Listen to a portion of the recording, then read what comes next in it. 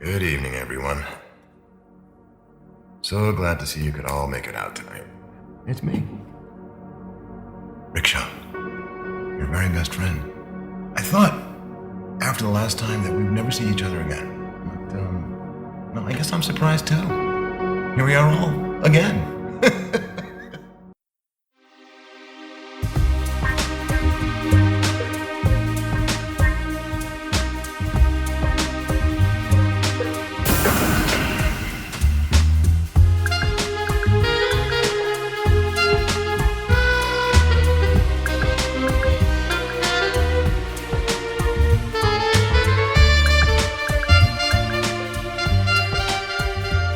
Hello, welcome to Cynic Critique, where we get real with cult films.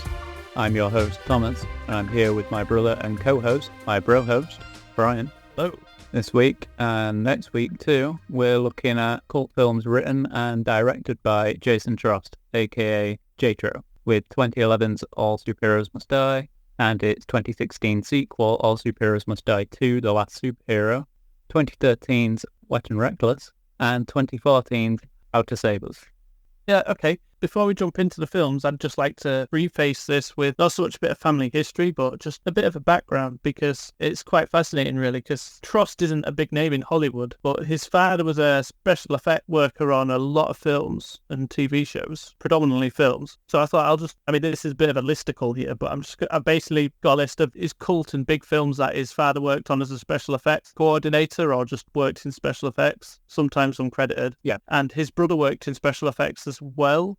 When I say his brother, I mean Jason Trost's brother worked in special effects as well. And he moved into cinematography. Right. His sister also works in the film industry as well, in the costuming department of it. So I'll start with his father, Ron Trost, as just special effects. I ain't got any years to these. These just sort of rundown of films or TV shows you'll probably recognise. Oh. So The Starman, which he was uncredited on. The Mighty Morphin Power Rangers TV series. Paul W.S. Anderson's Mortal Kombat. Nice. Powder, Kazam, the Shaq movie about the wizard, not the Shazam? No, not Shazam, that starred, what's the comedian's name? He's just known by one. He's in an episode of Sunny in Philadelphia. Yeah. Oh, well, anyway, not that, because that never existed. That's a Mandela effect. He worked on The Crow, City of Angels, Nice. which is a sequel to The Crow. Grosser Pointer Blank.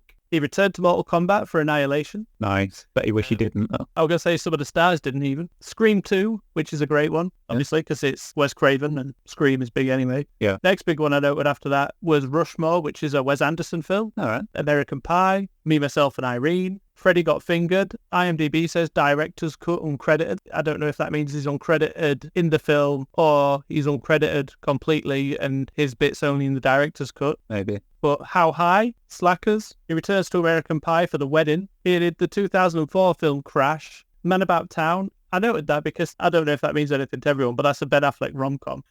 Grilled, which is Ray Romano and Kevin James. Then he works on Rob Zombie's Halloween 2. I know a lot of people don't like that, but it's maybe my favourite Halloween sequel. Yeah. A lot of people's favourite comedy, MacGruber.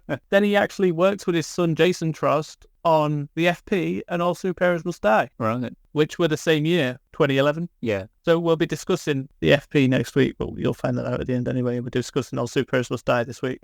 But then he worked on Seven Psychopaths, Lords of Salem, Two Guns, Bad Neighbours, Darren Aronofsky's Noah, Annabelle, not a great film, but I know it does have some love and it became a franchise. Another cult favourite comedy, Pop Star, Never Stop, Never Stopping, the Lonely Island one. Then he worked on A Great True Story, The Disaster Artist, obviously the film about the room, based on the book, and Future Man, which is a TV series. So as you can see, a lot of the later projects, well, them last two, anyway, Seth Rogen related. Yeah. Brandon Trost, I'm assuming, is the eldest brother. I'm just guessing because he started out as a special effects assistant. And as you'll see, a lot of these are just on the same list as what I just read off. Ah, right. Because we've got Mortal Kombat, Powder, Kazam, The Crow, City of Angels, Mortal Kombat Annihilation, Scream 2, Rushmore, American Pie. This one stood out to me, though. Bats. His dad didn't work on Bats. Me, Myself and Irene. Freddy Got Fingered, Slackers and Slipstream. Yeah. And I think his dad worked on Slipstream, but I don't think I noted it. Slipstream's an unusual one. I think it's early 2000s, late 90s. It's Anthony Hopkins written, starred and directed. But when he moved on to cinematographer, he did the FP short film, which he also co-directed with Jason Trost. He worked on Pulse 2, Afterlife, a sequel to a cult horror film Pulse, and Pulse 3, which I think had the same year release. He worked on Crank 2, High Voltage, which the writer of Crank actually stars in All Superheroes Must Die, if I'm right. Yeah, Brian Taylor. Yes, from Crank 2, he goes on to Rob Zombie's Halloween 2, MacGruber, some Rob Zombie music videos, Sick Bubblegum and Mars Needs Women. Then he did the FP feature film in 2011, which he also didn't just co-direct, he co-wrote. Yeah. Ghost Rider Spirit of Vengeance. Oh, same director as Crank 2. Yeah, And Lords Crank. of Salem, This Is the End, the Lonely Island music video for Go Kindergarten featuring Robin, Bad Neighbours, The Interview, Bad Neighbours 2, Scout's Guide to the Zombie Apocalypse, Popstar, Never Stop, Never Stopping, The Disaster Artist, Future Man TV show. Then he worked on Barry TV show, which is a truly great hit comedy series. Extremely Wicked, Shockingly Evil and Vile, which is about the serial killer, and I've forgot his name all of a sudden. Ted Bundy. Yep, starring Zac Efron. Righteous Gemstones, which is a hit TV show. Dear Evan Hansen, I read that. You might not know what that is. It's a movie adaptation of a Broadway play. Right. I think it was Broadway, so it's like a musical thing. But Yeah, the film no. didn't do very well, but the play, if I'm right, did very well. Sonic the Hedgehog 2, and his current latest release is the Knuckles miniseries, tying into the Sonic movies. Nice. Then they've got a sister, Sarah Trost, who works in costume design for film. She worked on a few short films back in the early 2000s and then did the FP short film. Then she does Laid to Rest, which is a little indie horror film starring Lena Headey from the Terminator series, and a lot of people know her from Game of Thrones. Yeah, or Dread. Yeah, and Thomas Decker's in it as well, who was also with Lena Headey in the Terminator Sarah Connor Chronicles. Right. And he was in Heroes. Yeah. Just season 1, I think. Yeah, it's Uh, on to Terminator. Yeah, she did the costumes for a short-lived TV series called The Guild in 2009. Then she comes back for the FP feature film to do costumes. All Superheroes Must Die costumes. She doesn't do All Superheroes Must Die 2, which I found quite odd. She's back for Wet and Reckless, which we'll be discussing later. She's back for How to Save Us, which we'll be discussing later. And then, similar to Brandon and their father Ron, she ends up working on a couple of comedy stuff loosely linked to Seth Rogen, I believe, with Vice Principals, because it's Danny McBride. Yeah, and Walton Goggins in that. I think so, yeah, they're the like two leads, I think. Yeah. She returns for the FP sequel, FP2, Beats of Rage. She's the costume designer for AP Bio, another sitcom starring Glenn Howerton from Always Sunny in Philadelphia. She does costume designs for American Pickle, and her last work was for The Righteous Gemstones, which is also Danny McBride. Right. And that ended 2 years ago, according to IMDb. I thought it was still going. So they're clearly a family that have been in Hollywood for a while. Yeah. I mean, Jason Trost himself, if you look at him as an actor, he's pretty much the lead in all his own films. Yeah. But he's in Kazam, uncredited as a student. He's in Scream 2 as an audience member, uncredited. He's uncredited in Rushmore as a party kid. Obviously, he plays AdTro in the FP, the short film. He's a yoga instructor, uncredited, in Crank 2. He's a smoking guard in MacGruber. When I say he's a smoking guard, he's a guard that's smoking. Yeah, I think I remember us pointing him out. Yeah. He's in the FP. Like I said, he stars in all his own films. All Superheroes Must Die, The Wet and the Reckless. But he also apparently plays himself and is uncredited in This Is the End, which is Seth Rogen. Yeah. He's in Hatchet 3, which is like a horror cult franchise of films. Yeah. He's in How to Save Us, which we'll be discussing. He's in some Slayer music videos as well, which, about 10 years ago. I think it's just a trilogy of films, but he plays the same character throughout and it makes a larger story. Yeah. So the Slayer music videos, if you want to check them out, are Slayer Repentless, Slayer You Against You, and Slayer Pride and Prejudice.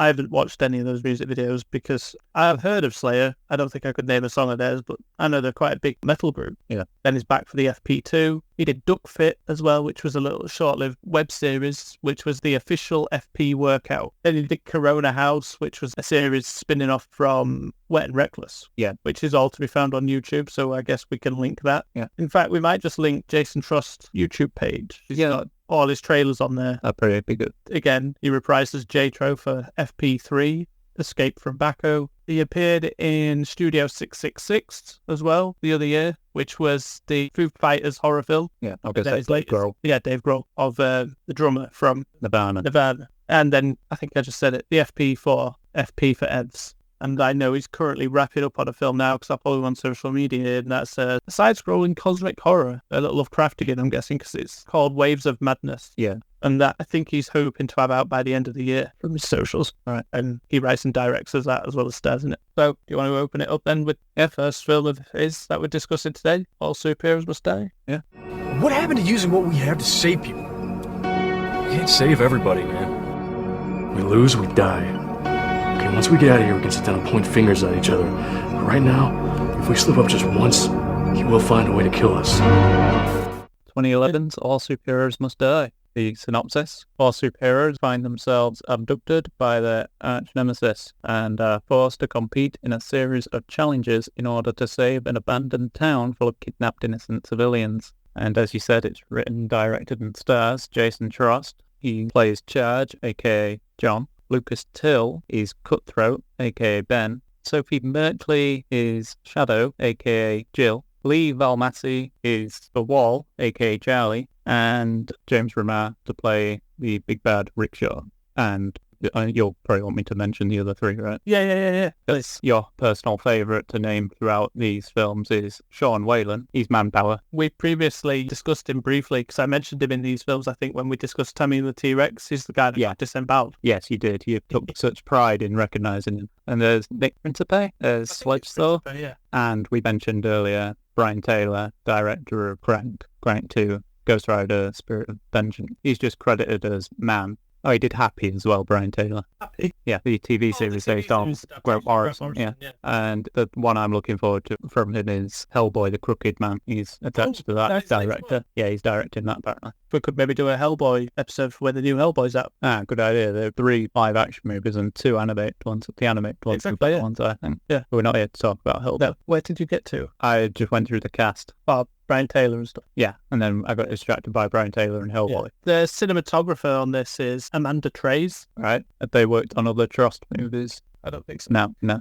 She did the cinematography on this, and she did the cinematography on Trip, which was like a little horror film from like 2019, like a slasher with Omar Epps. It stars Omar Epps and Tom Atkins, and yeah, it was a pretty good little slasher. It's only got a 4.9 on IMDb, so that'll give you an idea of what you're going in for. That's better than that, I'd say. It was above average. Was it a Netflix film? I'm not sure. We watched on Netflix. In my head, it was a Netflix film, and I was thinking it's good for a Netflix film. Yeah, but she works normally as a camera and electric department on films. Right. So I'm guessing electrician. Yeah. But they worked on Bad Neighbours 2 and Popstar, Never Stopping as well, you see. Yeah. There's clearly a overlap between them. Yeah. Bringing in somebody they want for the parts, I'm guessing. Yeah. So I decided to bring that up. Yeah. The person that does the music on this is George Holdcroft. I never got note of what else they worked on, sadly. He'd just done the FP as far as I'm aware. All right, the same year as that. Yeah, that I've noted anyway. He stars as an innocent in this, because you get the innocents that Rickshaw's got hostage, aren't they, basically? Yeah, civilians in the civilians. town that they're in. Yeah.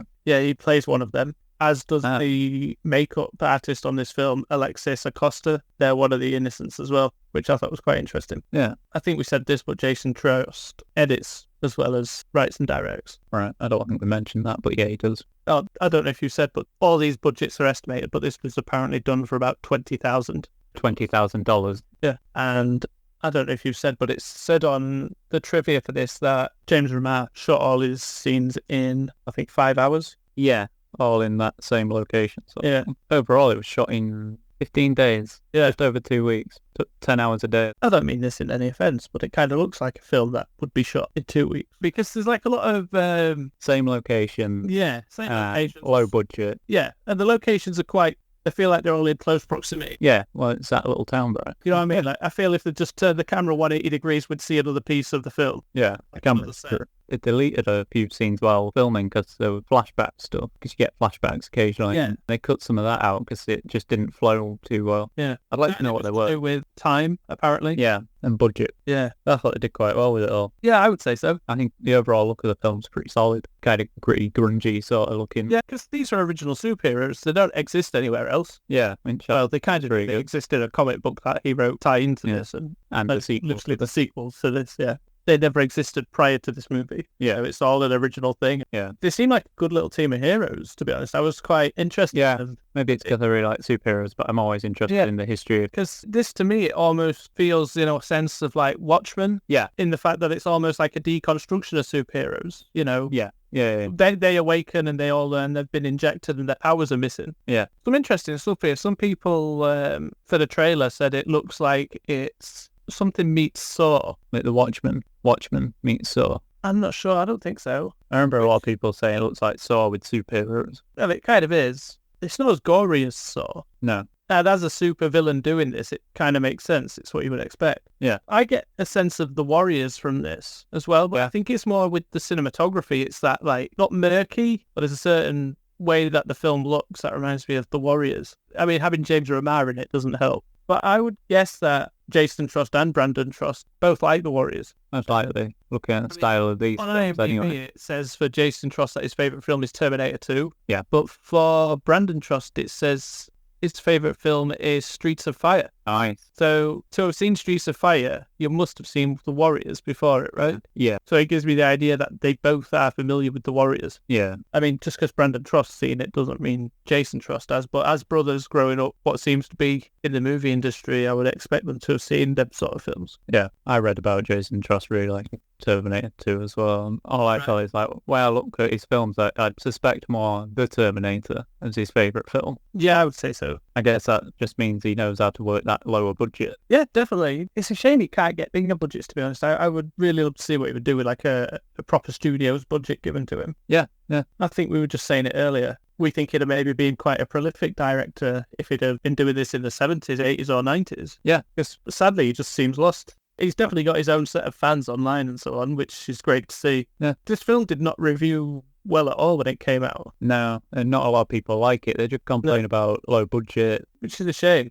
It really is. There's some good stuff in here. I like I said, I like the heroes. I mean, his sister Sarah Trost apparently put these costumes together in a week. Yeah, It was. it was in 2 weeks. I can't remember what she had to do, but she had to do these in 2 weeks, and then she was moving on to some other project or something. Yeah. And I didn't know whatever that other project. Oh, Project Runway. Right. I would say Jason Trost is a grindhouse director. Yeah. Mostly because it says that grindhouse is an American term for a theatre that mainly shows low-budget horror, splatter, and exploitation films for adults. And I don't think these are particularly gory. There's not much blood or anything. And they're definitely not really exploitation films, but No. there is a sense of horror, I would say, in a lot of them, bar the FP and Wet and Reckless. Yeah. It just really fits that grindhouse sort of thing. But like I said, I wouldn't say all these films truly fit the grindhouse genre. Yeah, just all well-made independent movies. For sure. Also for this, you said Lucas Till. Yeah. Who was your favourite character in one of the X-Men films. X-Men First Class and X-Men... I think he's in Days of Future Past a bit, and he's in X-Men Apocalypse. But he plays Havoc in them. Yeah, Alex Summers. I don't know if it's still going, but he was the lead in the MacGyver reboot series. It's not MacGyver. Is it MacGyver? Yeah, MacGyver. Yeah. You know him as GoldenEye. Yeah, Blue Mountain State. Yeah. Great show. That's a great little sitcom about college American football team, isn't it? Yeah, great. Yeah, I think so. Then that stars the Reacher actor, Alan Richardson, that people seem to be all know now, so worth checking out. Yeah. But yeah, this film I particularly like. I also really like how it uses a piece of classical music. It uses Beethoven's Sonata 14, which is a great piece of music anyway, but just how it's incorporated into the music element of the film, I think, is a pretty cool thing. And it's the idea of like Rickshaw displaying his intelligence, I guess, just within the music to the film, isn't it? Yeah. Because he's managed to capture 4 heroes and then have them go through a series of tasks where they're pretty much like, I don't feel I'm spoiling it if I say they're set up to fail, am I? Oh, really? Because you said it's like Saw, in a way, Saw, and kind of a bit like that, if you ask me. Yeah, it's a game for losers. As in, like, there are no winners. Yeah. I remember seeing the trailer for this before it came out, and I remember buying the Blu-ray. In fact, I even have my Blu-ray signed by James Remar. And he was like, this was a crazy movie to work on. But he said it in a way that sounded like it was fun for him, even though it was only like 4 or 5 hours. 5 hours. 5 hours. Yeah, 5 hours. Because his is like a one location bit, isn't it, really? So it wouldn't take that long. And he's great at it. Yeah, he seems to be enjoying himself in the film, I would say. Yeah. But I like the grit this film has, and I think maybe that's something why it wasn't particularly well received at the time. Yeah, we just started the Avengers franchise, essentially, when this came out, hadn't we? 2011. Yeah. The Avengers, people wanting bright superheroes. Yeah, no one really liked the dark, gritty stuff. that No. Zack Snyder wanted to do around this time. It's such a good idea, this film. Yeah, And I feel it's something only somebody that reads comic books would want to make. I think so, because I just kind of want to get the point across that a lot of people compare it to Saw. Like, I know we've said it's similar to Saw, but that's because that's what a lot of people will know. But Yeah, I wouldn't have really said it was similar to Saw. That never really... to me, you it's more, Rickshaw's more like Arcade from X-Men. Yeah, and a little bit Riddler. Yeah, but Arcade is known for doing these sort of big elaborate traps and they're supposed to fail. And I know that to me just came in for Riddler a bit later. Like Arcade, that was his thing, and then Riddler just started doing it. But I mean, for the fact that he leaves like clues in this of where they need to go next. Like a sick treasure hunt, isn't it? Really? Yeah. But, I guess it is a bit like Riddler still as well on that fact. Yeah, I'd say more Arcade. Well, I could have watched several more of these. You know, like I'd love to have seen stuff before this. Yeah, who knows? We could have ended up with that if this was more received. Yeah, or better received, should I say? Yeah, there seemed to be a lot of hype for this when the trailer came out because I think I discovered it through a website called Geek Tyrant at the time that was doing a little write up about its trailer. Yeah, like, well, that sounds something like I'm into, or like something I'm into. Some people say it's not the movie they thought it was going to be, but I don't know what movie they were expecting. Maybe it's what's on the poster with the helicopter flying about behind them.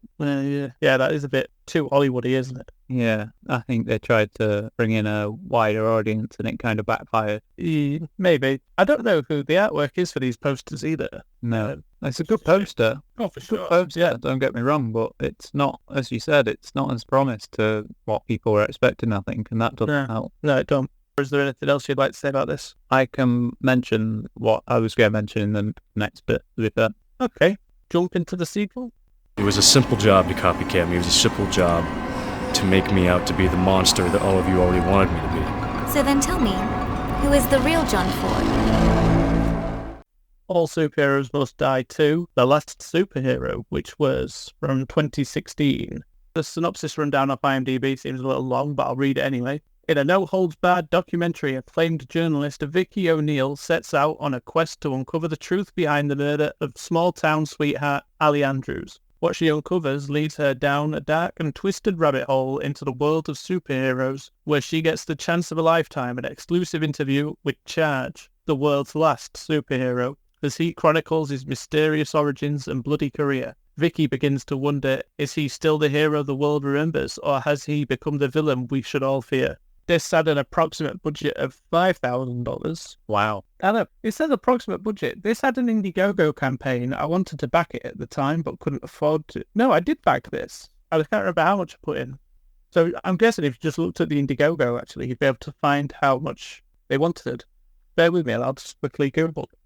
Well, it had 86 backers, and it only netted 8,023 British pounds. All right. And it looks like I donated $10. Well done. I think I'll have donated more, actually, because I signed up for a poster. Yeah. See where that is? Your poster? No, I never got the poster. Signed poster, I gave £24. All right. But the poster couldn't be shipped because it would be too expensive. So I got a digital copy of the film instead. Yeah. Which I then bought the Blu-ray of anyway. Yeah. But yeah, there it says the budget. Well, I'm guessing the budget would be what it achieved, which was £8,023. So if I'd Google that, although there's inflation in this, so it won't be accurate, that would be $10,000. Right. But yeah, today's money, it's just over $10,000 at today's exchange rate. Yeah. I don't know what it would have been in 2015 or 16 when it would have been up in campaign. Yeah. That could be somebody else's job to look up if they're really interested. Yeah. And All Superheroes Must Die, as we said already, written, directed, edited by Jason Trost. Also starring Jason Trost, he plays Charge/John, reprising his role from the first one we were just discussing. Then we've got Sean Whalen as Jeff Sanders, Dylan Quigg as Ali Andrews, Colin Bates as Ted Harrigan, Lib Campbell as Mae Murphy, Ryan Gibson as Dr. Henry, Brew Muller as Chuck Oldman, Maya Ormsby as Professor Sachs, Art Hazu as Detective Jones, I think I'm saying his surname wrong, Brandon Ferreira as Harold de la Puente, Nick Principe again as the Master, Jeff Howell as Kurt Ford, and Alex Barron as Joe Ford. And the rest of the cast just play themselves. I don't think you mentioned Tally Wickham, who co-writes. And Never mind, that's because I'd written that with Jason Trost up top with writer and director and missed it out. But Yeah, Tally Wickham plays Vicky O'Neill, and she has a co-writing credit on this. Yeah. The music is done by Corey Letzler, who did How to Save Us. Again, there's no trivia on IMDb for this. No. But some stuff that's quite obvious is Vicky Vale and April O'Neil are clearly referenced by the journalist's name of this documentary or mockumentary superhero film with, as we said, Vicky O'Neill. Yeah. That's something I really liked about this, actually. The genre change into being like a found footage documentary-esque film. I thought that was a very big superhero take. Yeah. And it helps them play into the low budget as this as well. Definitely. I'm not sure if I kind of prefer this one over the first one, or I just like them both equally. I'll say I like them both equally. So I think they're both rather unique superhero films, and I don't think and they're very there'll be different. anything else. Yeah. You know, for the fact that this is a sequel, it's very different, which I think is pretty damn cool, to be honest. Yeah. I like the idea of just mixing genres up to make other parts and flesh the world out and stuff, but this kind of makes the world feel smaller, even though they're actually tackling with bigger things. Yeah. Because in the interview, he shares his origin at one point here. Yeah. And it sounded like it involved, he says a masked man, but it sounds like it was probably an alien. Yeah. And he expands on the lore a little, but I don't know if it somehow contradicts what was said in the first film, but I don't want to say it and spoil it. They talk about this elusive man a lot who seems to be, well, it possibly is Charge or someone framing Charge. I won't say which it turns out to be. I don't think it's fair to spoil it, but that's the overall plot here. Yeah. I don't know to say that the previous film had a post-credit scene. Oh, yeah, it does, yeah. And this one doesn't really pick up from that. No, that post-credit scene's kind of ignored here, isn't it? Yeah. Which is a shame. Yeah. I assume the idea was that it allows them to do more when they come back, but if I'm right, this film weren't well received either. No. His sister, Sarah Trost, doesn't do costumes on this one. There's no one credited for costumes. No? No. That's interesting, because there are costumes in this one. Exactly. Maybe Trost sorted all that out himself. Maybe. That's what I was going to say, but the way Charge/John is dressed for this one, his attire, it doesn't fit what we saw him wearing in the first one. It's a completely new thing. It's like a shielded face mask and a hoodie sort of thing, isn't it, really? Yeah. As in the previous, it is more like your spandexy super suit. Yeah, it was made from, scuba diving gear or something. Diving gear. So, yeah. Chargers and, I can't remember Lucas Till's name. Cutthroats. Yes. Cutthroat. There's where, yeah. It's quite obvious when you look at him. But I think it's cool. Yeah. You know, it just adds to this like real world sort of aspect of it. Yeah. It was low budget, so. Yeah. What this does as well, that the first one did, is it manages to play out. I think there's like a good twist played out in both of them. I don't want to say what it is, but it's obviously not the same twist in each of them either. But I feel it's a twist that you never see coming in either of them either. You probably will now have said there's a twist, because that's what some people are like. But it's a ruin the twist. There's not a twist. It was shaken. I don't have who the cinematographer was on this one. It might have been uncredited as well. No, I don't believe so. It's Phil Miller. Right. And he's done the camera and electrical department for quite a few bits. Right. And cinematographer. 10 credits for cinematographer. All right. So we've got, okay, I don't recognise any of these other than All Superheroes Must Die 2, How to Save Us. So it looks like he mostly works as a camera operator, the cinematographer. Right. Which is a shame. You know, this film looks pretty decent for the budget and what they're trying to do. The worst thing is, because it's like trying to be like a found footage journal, sort of like a documentary thing, it doesn't really allow for much play in terms of cinematography. I mean, still, right, How to Save Us, I would say, is a good display of his efforts. Oh, yeah, that's a good one. Yeah, it is. You also get powers in this one displayed that we didn't in the first one. Yeah, they were all right. Yeah, that's where that's going to probably lose it for some people, I think. Maybe. For me, my biggest gripe with the superhero aspect in this didn't matter too much in All Superheroes Must Die, but in here, I think I would have liked a little better choreography work for the fighting. Yeah? Yeah. We don't really see much of it. Exactly. Anyway, That's why I think if we had some good choreograph work for the fight, it would just help enhance them scenes where you do. Right. And it would probably allow for the special effects to come across as what some people are going to call janky. Right. If you know what I mean. Yeah. I haven't written who did the special effects for this, because obviously I said his father did them for the first one. Yeah. But for this, it is Bronick Bednarek does the visual effects on this. Right. He works in visual effects for Beats of Rage, which is the FP2 Beats of Rage, that is. Right. But he works in the sound department quite a bit. He doesn't really have many credits to it. No. What else do you want to say about this, in terms of other than it being different to other superhero films? I do enjoy that documentary approach to this. Yeah, I love it. These are, I think, two great superhero films. I really like them. It's why I own them on Blu-ray. I think they're more different than even other like independent sort of or lower budget superhero sort. Yeah, like James Gunn's Super or is it Griff? The Invisible, Yeah. Paperman with Ryan Reynolds. Well, it's crazy that this film is 8 years old now, and no one in the movie industry really is trying to do anything this unique with the superhero genre. No, some people probably argue like something like Chronicle. Because it's found footage. Yeah. Yeah, it's similar, but we only got one Chronicle. Yeah. In fact, it's Chronicle before this. Yeah, Chronicle's definitely before this. Because it was It before... will be, because this is a similar year to Fantastic, isn't it? And they're the same director, if I'm right. Yeah. Yeah, Fantastic's 2015. Yeah. I would maybe Chronicle, I say think. Chronicle's got influence on this. I don't know. It's not my place to say, but Won't surprise me. Nah, I think this one's great. Like I said, I don't know which one's better out of this one or the first one. I don't think there has to be a better one out of either of them either, but I really appreciate it I for being think they've both different. got their strengths, and both their strengths come from being different. Yeah. And I don't mean different from each other, but different from other superhero genre films. Yeah. And I'm saying that as somebody that's, well, like yourself, we've grown up on the superhero genre, really. You know? Yeah. That was a big chunk of my cinema diet as a kid. Superheroes. Not just in film, but comics and TV shows, animated and whatnot. Yeah, and I really like how this one works into that world of the first one. Yeah. They still feel like the same world. Yeah, exactly. That's what's great about it. But I think it works when there's that grounded tone that comes with both of them. Yeah. You know, it allows for that to work a little better than I think it would for, I can't think of an example now. Is there anything more you want to say on this one? No, I don't think there's anything I can say about this one that we hadn't already said. I mean, Yeah. But if you're interested in just finding something different in a superhero film thing, then either way, check it out, because they talk about superhero fatigue at the minute, don't they, in a lot of film places. I don't think it's so much fatigue as just bad films or lack of variety in the films. They're all kind of just making the same story with different characters, and here they've done something. I mean, parts of the story will be familiar in a way, you know, they've done in comics and stuff, but in film, something quite unique, I would say, for sure. I mean, especially that documentary style of this one. The Last Superhero. You don't particularly find that anywhere else. no. I'm not familiar with seeing it in the comics anyway.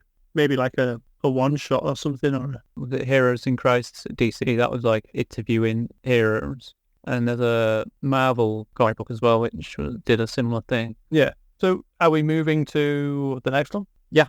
What? You roofied me? Yeah, you're emotionally compromised. I gotta drop this bitch. It's the only way. 2013's Wet and Reckless.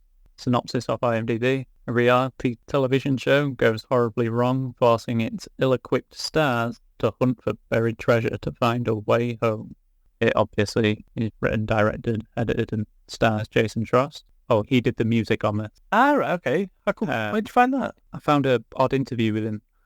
Okay. He said they did all the music on this, but 2 tracks which were like proper songs. Yeah. So he didn't do those. But yeah, he stars in this as the Lobo, and Lucas Till is back for this one, and he played, well, I'm going to say back, I mean, he was in one of the previous films we were on about, but he's in this one as well as Toby, also known as Dollars. Sean Whalen, your favourite guy, is back again, and he's David D. McMichaels. Scout Taylor Compton from the Halloween Rob Zombie movies. She's in this as Sonia, aka Turbo. Yeah. And that's pretty much it, really. I mean, that was really it, wasn't it? Yeah. I mean, IMDb's got Matt Cohen credited as Cohen. Yeah. Did you say Kathy Sue Alton No. as Ari Aiden? So, other than that, I think that was the entire cast. Yeah, there weren't really many people in this, I think. Brandon Trost is a producer on this. Right. I just thought I'd add that. Sarah Trost does the costumes, but I think I already said that in her little rundown. Yeah. In fact, what's weird is IMDb doesn't seem to have a cinematographer credited for this. Oh, Sarah Trost, well, you just mentioned her. She also used the handheld camera for a lot of this, Also, she's essentially the cinematographer then. I guess. Where did you find that? Trivia for film. What? Well, they got her to do a lot of the film Right, just okay. because she was inexperienced. Yeah. So it gave it that sort of look. Well, yeah, because this doesn't have... I was going to say this is like found footage docu-look, isn't it? But it's actually more of a parody or satire of... Reality TV. Yeah. Yeah. Because here we have the Pussy Police, as their little group's known as, isn't it? Yeah. They've been sent to, is it Thailand, to film this season. Yeah, they were filming in Thailand.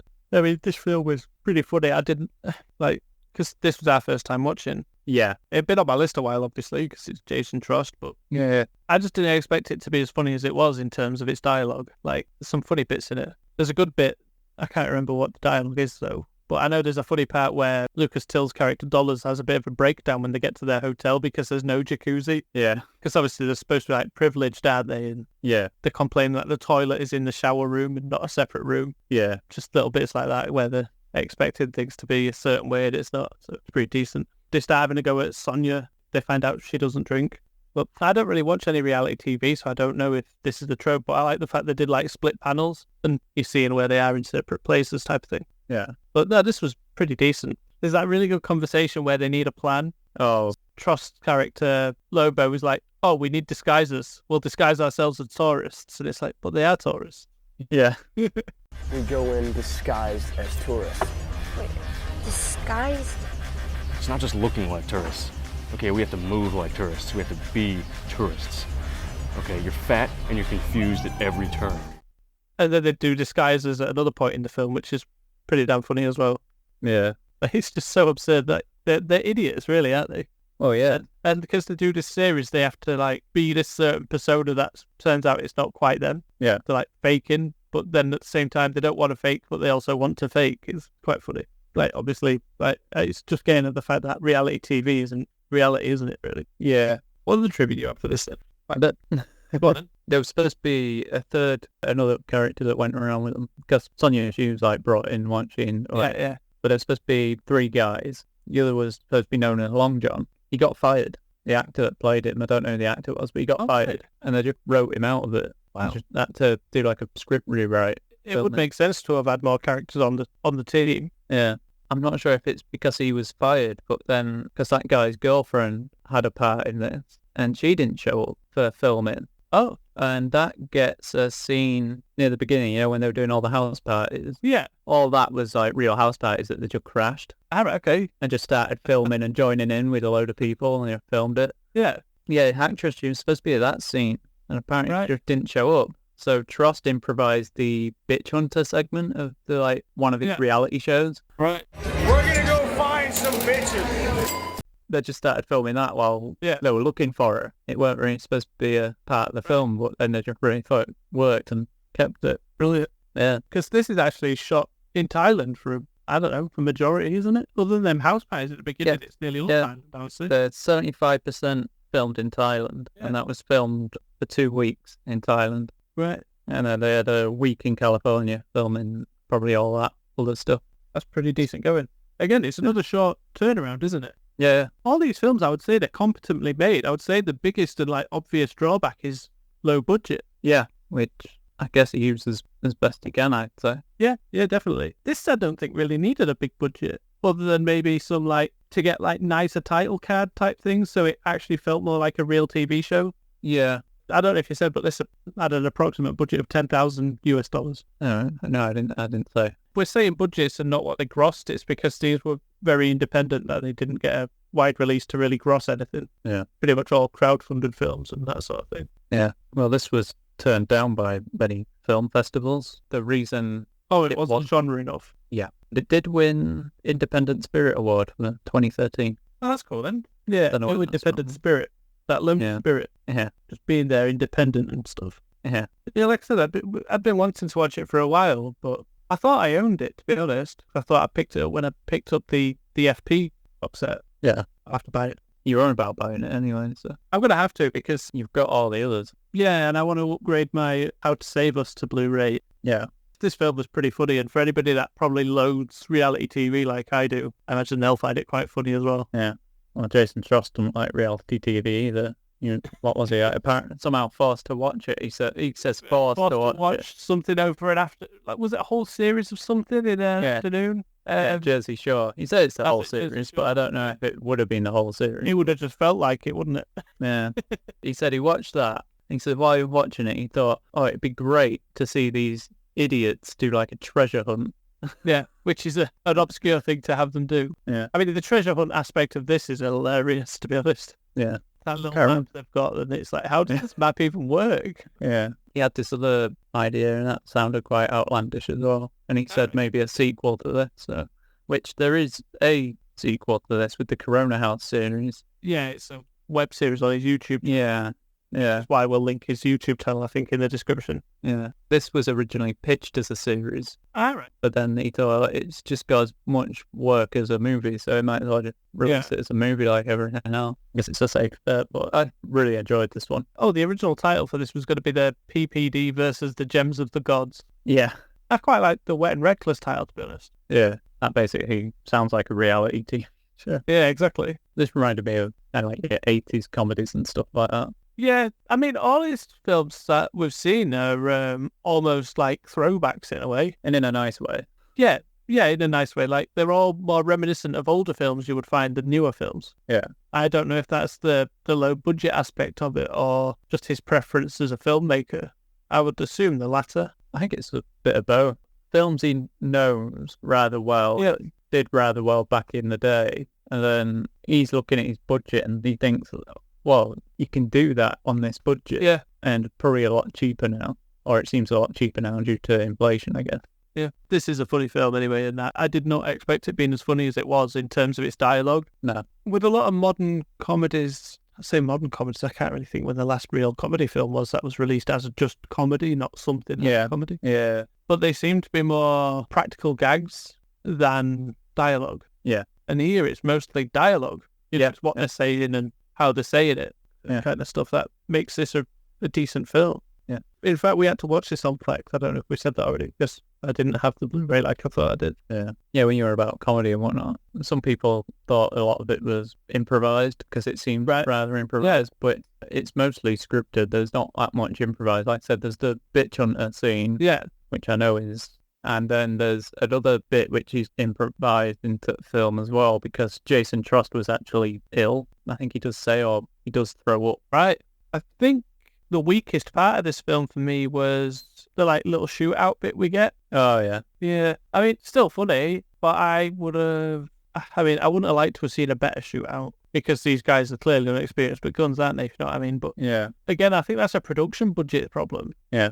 To me, it's low budget. It's comedy. Yeah. Don't really bother me. No, for the most part, like I said, I think it's just that scene really where it's obvious that they are low budget. Yeah. But when it says that they filmed this in Thailand and the budget is an estimated, what did I say, $10,000? Yeah. Does that include the tickets to Thailand? Most likely. That's it. I would assume so. Unless all the cast and crew were just like, well, I need a holiday. And they're like, we'll shoot half a film if you don't mind. Yeah. Don't really know what I was expecting, but it seemed to exceed my expectations somehow. I think this is the longest film out of the four we're discussing today. Yeah. So all the rest are about, I would say, 80 minutes, give or take, a couple, but and then near an hour and a half. Yeah. I mean, not that them extra 10 minutes are a problem. No. They're not at all. But that's the other thing with these. They're all very tightly wound up short films that you can get in an hour and a half. Yeah. Which I don't think is a budgetary thing at all. That I would say that is just a script writer wanting to keep a movie of a certain length. Well, I think it helps with the budget. Like, you cut it down to about 80 minutes, and then you don't have to think about much else. I think it's all done well on budget. I think time management, stuff like that. You gotta think how long it. A lot, like, that's what, 2 films we've mentioned that are both filmed in under a month. Why, what's the other? All Superheroes Must Die. Oh, yeah. Sorry. That was also filmed under a month. Like, that was in... Never mind. Like, that was 2 weeks, and there was, like, a bit of prep time. Yeah, I was thinking these films and some others are what we've discussed in under a month. Right. It's just you being an idiot. Yeah. My bad. My brain's not firing on all cylinders today. Are we ready to move on? Yeah. Okay.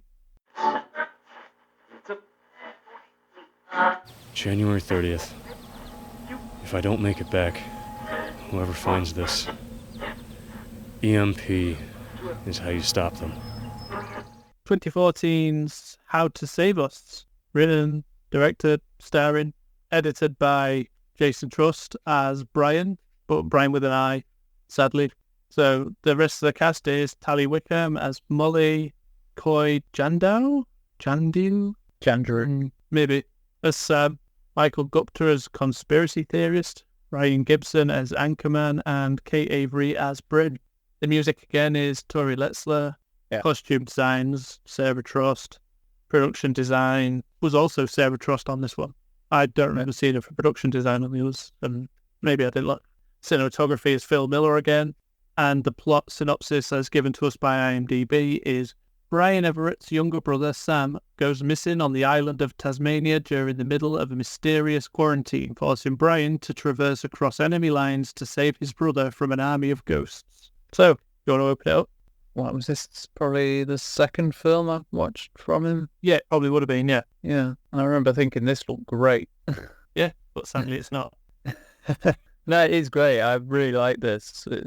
Again, it feels rather unique in its style, not in style, but its concept is sort of thing in comparison to other like ghosts and stuff. Yeah, It seems to have its own lore built in. Yeah, as well. definitely. I thought it was quite interesting. This is the one where I would say video games start becoming an obvious inspiration to Jason Trost. No, I don't know. I mean, there's some video game elements in the others, especially the FP that we're talking next week. Yeah. But here, it's that survival horror that you would have in a video game. Yeah. You know, the traversing and having to, survive and find a way to survive and whatnot. It's very video game aspect. Even the lore of how these ghosts / interdimensional beings work is kind of, to say video gamey sounds bad, but I think it's not. It's the fact that there's very clear lore set up about how to defeat them and how to survive them. That's where it's very video gamey. Yeah. I mean, to prove the reference, he's wearing a Nintendo Entertainment System power glove. Yeah. Slightly modded,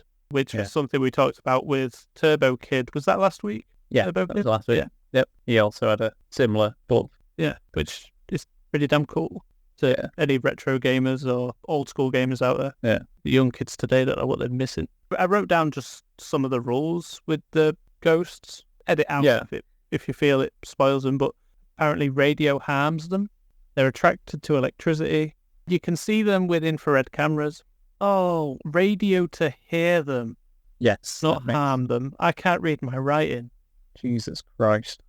This is a pretty cool, unique one that I think. Ashes of the dead help hide you. Like they can't. Yeah, that's what I really like. They smell you, but I'm guessing it's just sense in general. Yeah, that's one I really liked. And graveyards are safe areas, which I quite liked as well, due to the amount of dead. Yeah. Which I thought was pretty cool.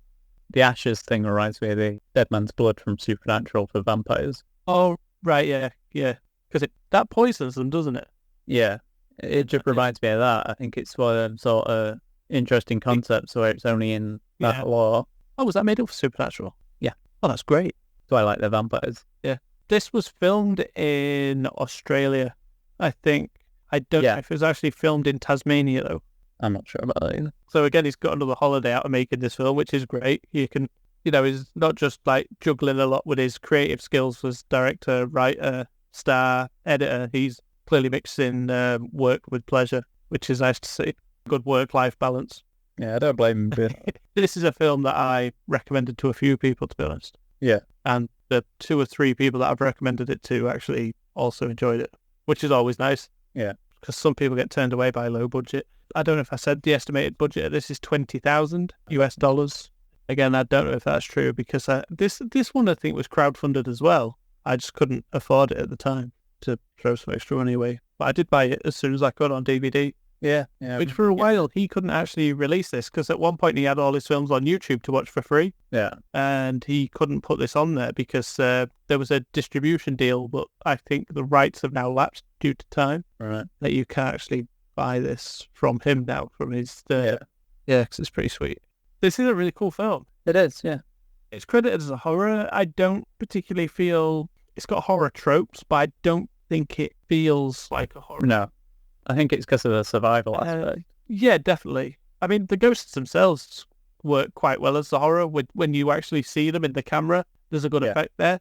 But I think if this was a video game world, I think that horror would be pretty decent. This is definitely one of my favourites of his. This and probably All Superheroes Must Die, but I think it's because they were the first 2 I watched.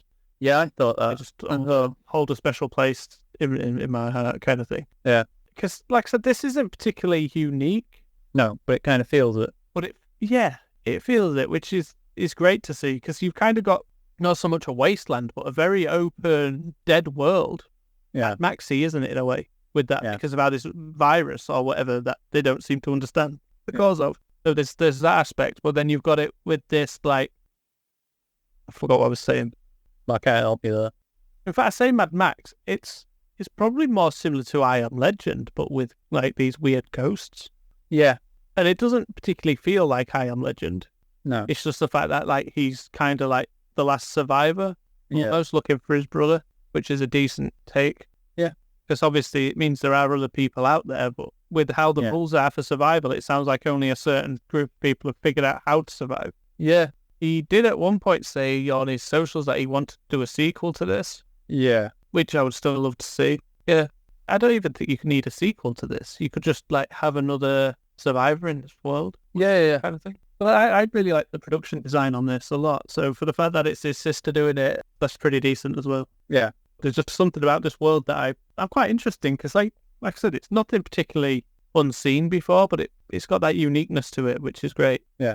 I think it's the lore of the ghosts themselves, the fact that they lean into that electromagnetic field stuff with them a little more, I think, than what I've seen. Yeah. Just that the ashes of the dead help hide you is pretty cool because there's one scene, they like dig a dead body up and put it on his back for survival using the corpse of the body, and then they burn that to get the ashes later once they get to a safe place. Because they've got a little flask of the ashes in it, haven't they, that they're pouring out to surround themselves or to rub on themselves and stuff. Yeah. I think I would have maybe just put it in my pocket. Just line my pockets. I don't know. It'd probably seep out eventually though, wouldn't it, thinking about it? Yeah, probably. Anything else? I will just mention that the person that did the music is Tori Letzler, Yes. who you mentioned before did All Superheroes Must Die too. Yeah. They did the score for, I think it was a Netflix series, In From the Cold. It's created by Adam Glass, who's a pretty good writer. He did a few episodes of Supernatural. He did the New 52 Suicide Squad. Yeah. The DC Comics, well, 10 years ago now. But I just want to mention that she worked in the music department. She did the vocals on the Beyond Two Souls soundtrack. Okay. And that, to me, is very reminiscent of this film when I thought about it. Yeah. Because that was ghosts, and I remember the music to that having a similar aspect as well. So I just thought maybe she brought influence from her work on that into this. Actually, that was something else. I wrote it on my phone in the notes, actually, not on my notebook. Right. But I'm assuming you've seen that series. You've seen what else she's worked on in the music department. Yeah, she had quite a good list of stuff. But like I said, I wanted to mention Beyond Two Souls mainly because I don't blame you. That seemed to have that when I thought about it was very similar to this in some concepts. The ghosts. Yeah. Yeah, and there's the desert bit in that as well. Yeah, that's a good point. I'd not thought about that. Yeah, that was a great game. Yeah, it was. That was Quantic Dream. Yeah. If you were to recommend just one of these films to somebody for their first time, which one would you choose? I'd probably go with one of these latter two, depending on who it is. Yeah, I would have just said How to Save Us. Yeah. So like I say, it depends what they're more into. Yeah, definitely. There again, depending on what they're more into, they might prefer the All Superheroes Must Die film. Yeah, but probably. I think these latter two are a safer bet for most people. With the expectations of genre type thing. Yeah. Yeah, they're good shouts. Is that a wrap? Or do you have more to say? No, I think that's a wrap. Okay. For anyone interested in buying the Blu-rays for these films, if you can't find them on streaming, although I think they are all streaming on, I want to say Plex. Yeah. Which is free to use. You just get a lot of adverts. Yeah. He says on one of his socials somewhere, I think his Twitter account, where you can go find them all to stream. So we'll maybe put that in the show's description for anyone where they can be found to stream. And we'll link a website where you can buy his Blu-rays of his films because they're open region. They're not region locked. And they have nice, like, Mega Drive style artwork on them, as in Sega Mega Drive games, that sort of artwork on all the covers if you get them from the website. Yeah, they look pretty good. Yeah, How to Save Us was a weird one because that actually got a proper DVD release at the time by a proper distributor. Yeah. But the trailer was pretty big for that when it came out. Yeah. People were quite hyped for it. I mean, I was really hyped for it. It looked great and really enjoyed it. Oh, can I just throw this in? Oh. We never mentioned it on All Superheroes Must Die. Oh. The Last Superhero. Right. My name is in the credits. Yeah. I get a special thank you for contributing on the Indiegogo. Yeah. Sorry, I forgot. I was going to mention it. For some reason, no, I didn't mention it either. You were just jealous. No, So you'd want to brag. I'll sign us out. So that's the end of the show. Thank you for joining us this week. And if you haven't given us a like and subscribe, a long review would also be appreciated. We are at Cynic_critique on X and Instagram. Links to those and more can be found in our show's description. And remember to join us next week as we unearth more gems from cinema depths as we discuss more Jason Trost films with the FP Tetralogy.